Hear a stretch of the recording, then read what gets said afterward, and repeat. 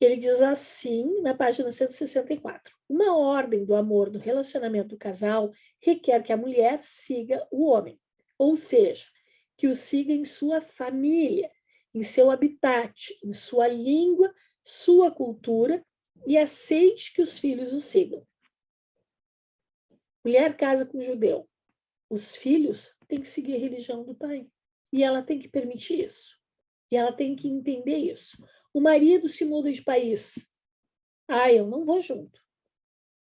É a mulher que tem que ir junto. Senão, não vai ficar casada. Isso aqui eu considero uma coisa muito importante.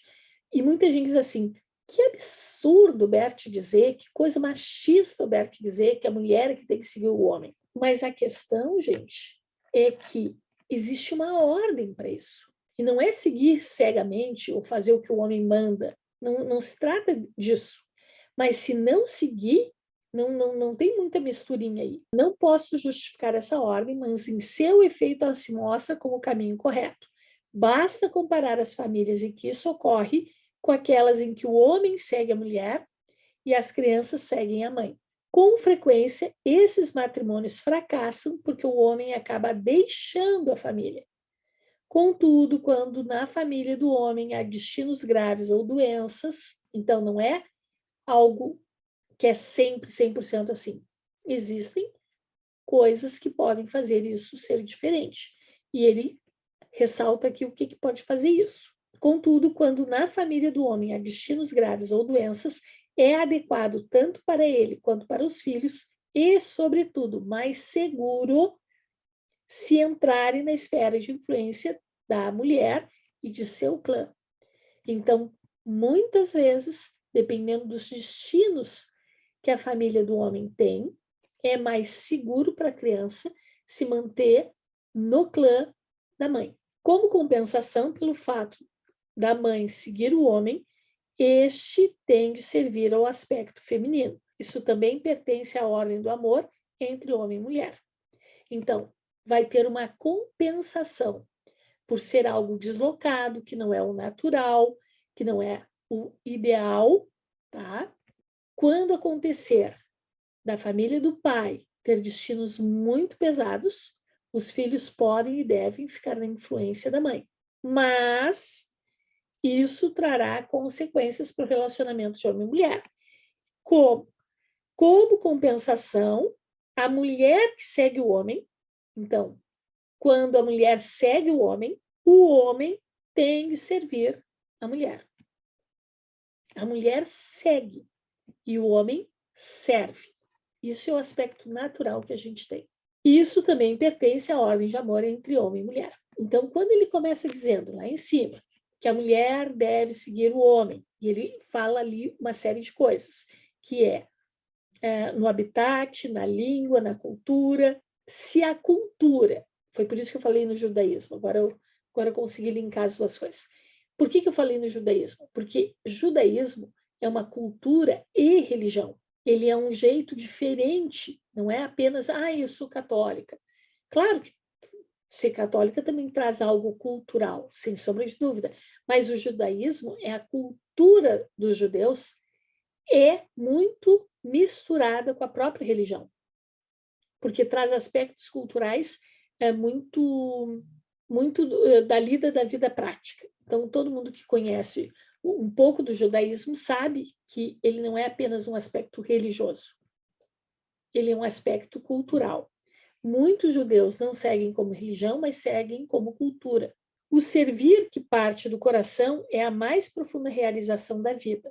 Isso significa que servimos para alcançar o coração do outro, para que seu coração bata mais forte graças ao nosso serviço e no mesmo compasso de felicidade que o nosso.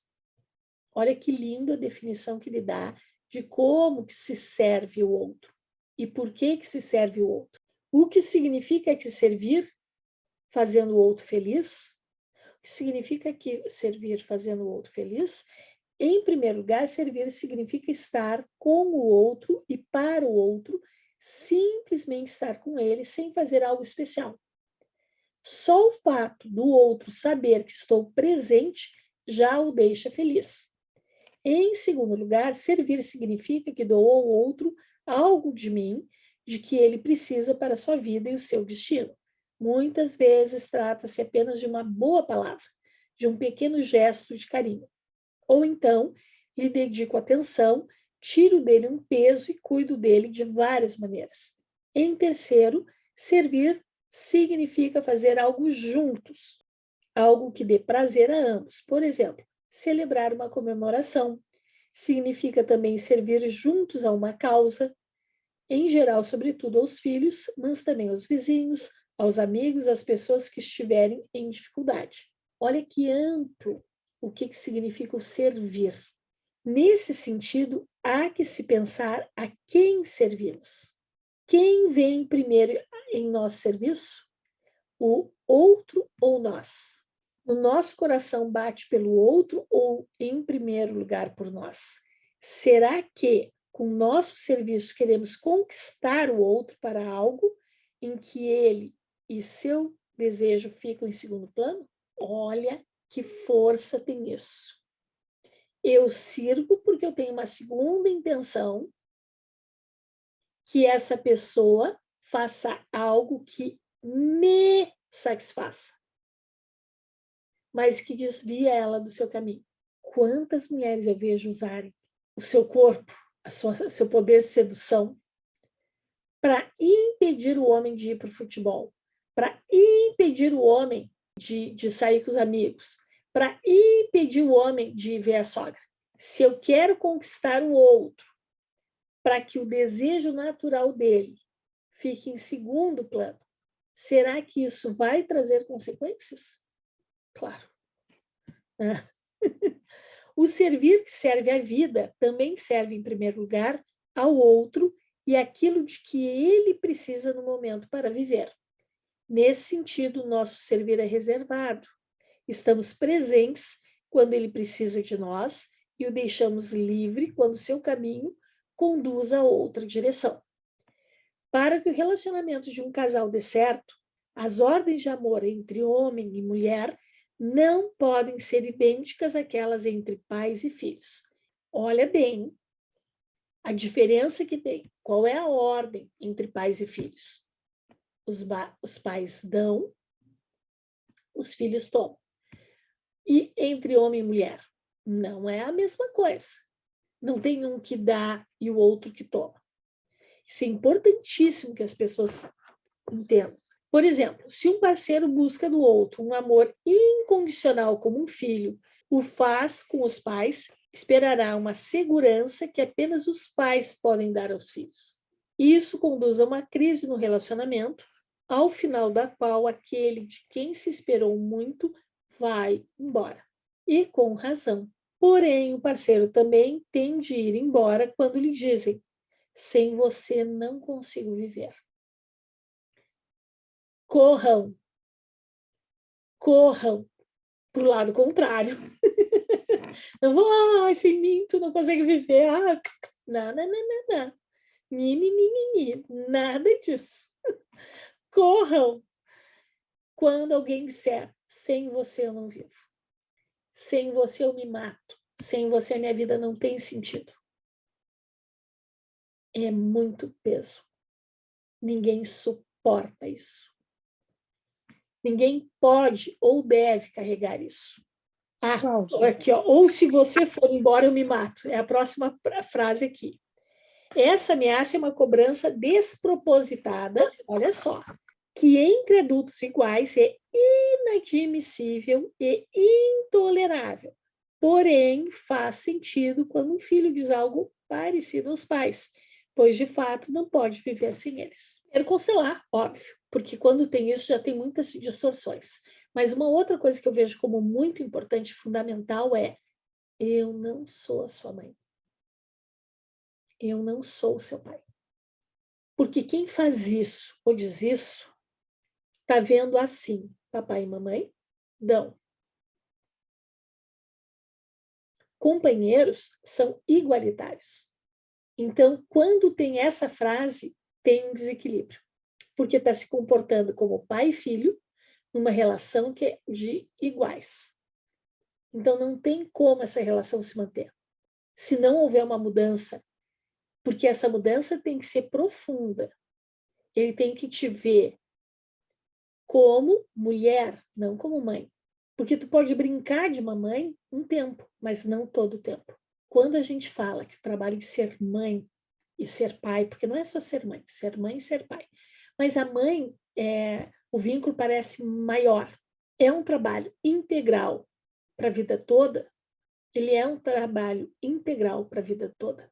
Nenhuma outra mulher consegue fazer isso. Tu não consegue ser mãe de alguém que não é teu filho. Tu consegue ser amiga, tu consegue ser tutora, tu consegue ser cuidadora, mas é por um tempo. Mas mãe é algo que tu não vai receber de volta. O que a pessoa está te dizendo quando diz essas frases, ela está te dizendo literalmente, eu não vou te devolver nada. Eu vou só tomar. Não é um homem, é um menino mimado. É alguém que não cresceu. E aí, praticamente inviabiliza um relacionamento de adulto. E vai se sentir sobrecarregado, trabalha demais para ele, cuidar do dinheiro é demais para ele, cuidar da casa é demais para ele, tudo é demais. Qualquer coisinha errada que aconteça, o filho adoece, é demais para ele, tudo desmorona, tudo é muito difícil. Vai passar o tempo inteiro emburrado, o tempo inteiro talvez até deprimido, porque não ganha o que está esperando ganhar. E se tem um filho, por que, que a gente diz que o filhinho da mamãe, quando casa com a filhinha do papai, só dá certo antes de terem filhos? Porque quando tem filhos, ele vai ter ciúmes. Por quê? Porque ele vai ver tu dar para o teu filho o que tu não consegue dar para ele. Ele diz, mas olha aí, ó, ela é uma mãe maravilhosa, e eu? E às vezes compete, concorre com o próprio filho. Não é processos conscientes, não é processo consciente. Está lá, atrapalhando, está lá, depauperando uma relação, porque é uma relação que está toda trocada. Então, na raiz disso, o que tu pode fazer do teu ponto de vista? Constelar, claro, e dizer, eu não sou os teus pais. Não espera isso de mim. A gente vai ficando mais intolerante porque a gente vai vendo que é um esforço só de uma parte. O outro quer uma solução mágica, porque no fundo ele não quer resolver nada. Ele só quer a mamadeira.